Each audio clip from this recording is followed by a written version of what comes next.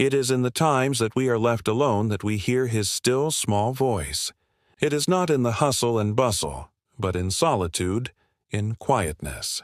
Genesis chapter 32, verse 24 says, "And Jacob was left alone, and there wrestled a man with him until the breaking of the day." This is the beginning of a very important principle. It is in the times when we are alone that God accomplishes His will and purpose in our lives. We must not dread being alone. Even when the closest people to us turn the other way or walk away, it does not mean that God has done the same. If anything, such situations come so that God can have our undivided attention and that we too can have God's undivided attention. It is at those times that God speaks to us and reveals His purpose for our lives. Jacob fights this man all night long. Verse 24 tells us that in the end, the man noticed that he could not overpower Jacob, so he touched him. He touched him in a place that is very vulnerable, in the hollow of his thigh, and he out of joint in his hip, and Jacob was left alone. You notice something very important. When Jacob was fighting with this man, he was determined to overpower him. He was trying to get the better of him. When we get into the presence of God, we must fight for what belongs to us. We must be determined to hang on to God until He releases His blessing to us. The angel touches Jacob in a place that is very sensitive, in the hollow of his thigh. Why did he touch him there? I believe that it was the one place that Jacob was the weakest. I believe that it was the one place that if he was touched, he would not be able to fight any more. And so the Lord sometimes allows the enemy to attack us in our weakest spot. Sometimes the attacks of the enemy come in areas of our greatest hurt.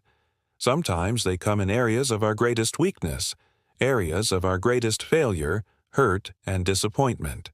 But when we are brought to the place of our greatest weakness, when we are brought to the place of our greatest defeat, when we are brought to the place of our greatest hurt, that is the time for God to intervene in our lives.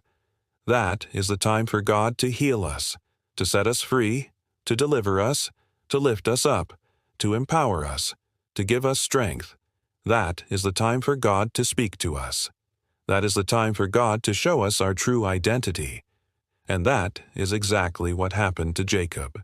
When he thought he was the weakest, when he thought he was the least, when he thought he was nobody, when he thought he was defeated, that is the time that the angel of God touched him and said, "Let me go, for the day breaketh."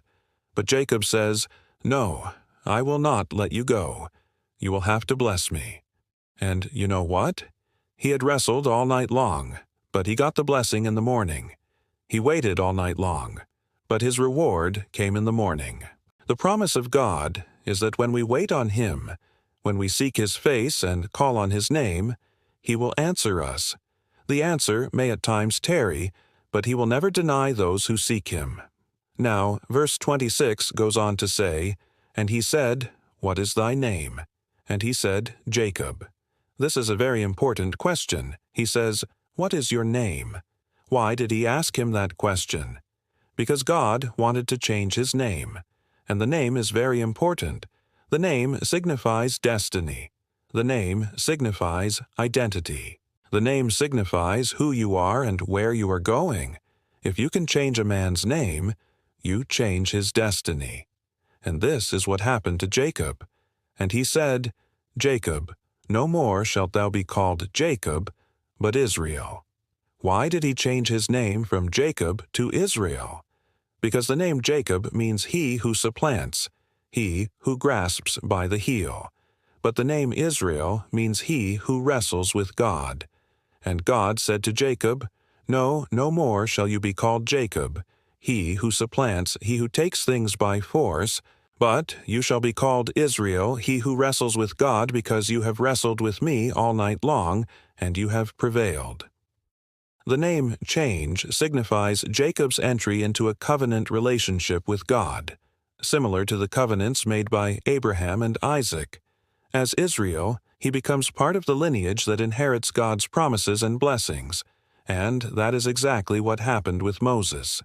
He was alone when God called him, when God spoke to him in the burning bush, and when he heard the voice of the Lord. It was in a moment of solitude that God revealed his purpose and destiny to him. It is at this time that God ordains him to lead his people out of the bondage of the Egyptians. And from then on, knowing the great task God had given him in leading the children of Israel, Moses would find times to go up to the mountain to be alone with God. It is at those times that God spoke to him. So the next time Moses wanted to hear from God, he goes up again into the mountain alone. It becomes something that he now does often. And one day, while he is up there, he is so engulfed by the presence of God that, and his face shines so brightly that the people of Israel cannot look at him. Moses' place of solitude on the mountain was a place where the other Israelites could not seem to approach, as they had not developed those moments of separation to be with God. Setting ourselves apart for him enables us to develop a special and deep relationship with him. Abraham also knew that to walk with God, he would have moments of solitude where God could speak to him. When he was called by God to leave his family and his country and his kindred and to go to a land that God would show him. It was at this time that God revealed his purpose for his life. Genesis chapter 12, verse 2-3 says, "I will make you into a great nation, and I will bless you. I will make your name great, and you will be a blessing. I will bless those who bless you, and whoever curses you I will curse, and all peoples on earth will be blessed through you." Perhaps the most important time in history when somebody was left alone was when Jesus was in the Garden of Gethsemane. Matthew chapter 26, verse 36-40 says, "Then Jesus went with his disciples to a place called Gethsemane, and he said to them, 'Sit here while I go over there and pray.' He took Peter and the 2 sons of Zebedee along with him, and he began to be sorrowful and troubled. Then he said to them, 'My soul is overwhelmed with sorrow to the point of death. Stay here and keep watch with me.'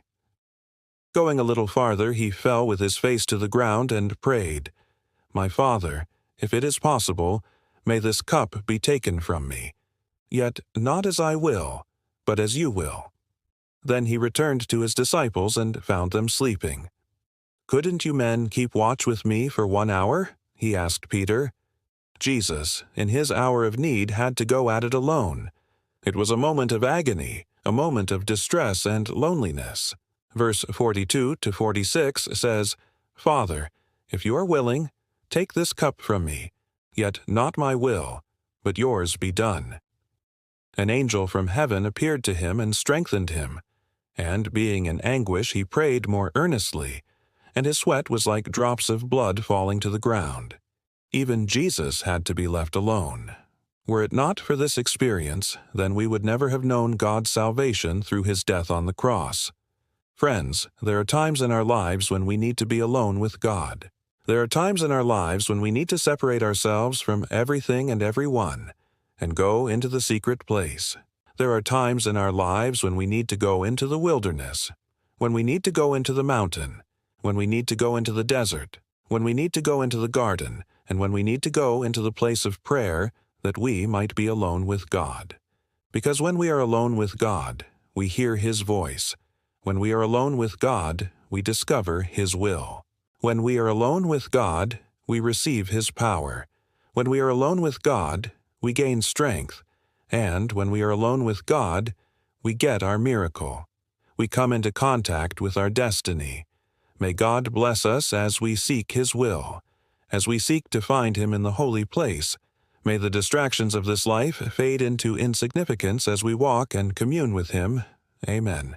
May God bless you richly. Until next time.